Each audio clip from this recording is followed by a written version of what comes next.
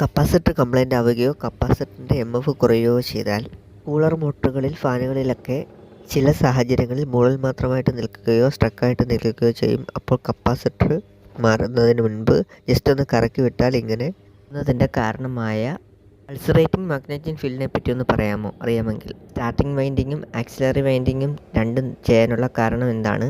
ഇതൊക്കെ പറ്റിയുള്ള വിവരണം തരാമോ? ഒരു വാട്ടർ കൂളറാണ്. ഇതിൻ്റെ കപ്പാസിറ്റർ ഡാമേജ് ഉണ്ട്. മോട്ടറിന് അടിയിലായിട്ടാണ് കപ്പാസിറ്റർ വരുന്നത്. അതൊന്ന് ഊരി നോക്കാം. ഉപയോഗിച്ച് കാലപ്പഴക്കം വരുമ്പോൾ അതിലുള്ള കെമിക്കൽ റിയാക്ഷനിൽ മാറ്റം വരും. അങ്ങനെയാണ് ഈ കപ്പാസിറ്ററൊക്കെ കംപ്ലൈൻ്റ് ആവുകയോ ഇങ്ങനെ പൊട്ടിയൊലിക്കുകയൊക്കെ ചെയ്യുന്നത്. ഇതിൽ 3 MFD 3 മൈക്രോഫാരഡ് വാല്യൂ വരുന്ന കപ്പാസിറ്ററാണ് വരുന്നത്.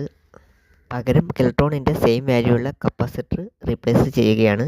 മാർക്കറ്റിൽ കിട്ടുന്നതിൽ ബെറ്റർ ആയിട്ടുള്ളത് കെൽട്രോണിൻ്റെ കപ്പാസിറ്റർ മാത്രമാണ്. നെറ്റ് ഡയറക്റ്റ് ഒന്ന് ഓൺ ചെയ്ത് നോക്കാം. വർക്കിംഗ് ആയിട്ടുണ്ട്. കപ്പാസിറ്റർ മാത്രമല്ല, മോട്ടറിനുള്ളിൽ MFB ബുഷ് ഉണ്ട്. ബുഷ് ഡാമേജ് ഉണ്ടെങ്കിലും തേഞ്ഞിരുന്നാലും ഇതുപോലെ സ്റ്റക്കാവാൻ സാധ്യതയുണ്ട്. കംപ്ലൈൻറ്റ് എന്താണെന്ന് ആദ്യം മനസ്സിലാക്കണം. അതിന് ശേഷമാണ് സ്പെയറൊക്കെ മാറ്റേണ്ടത്.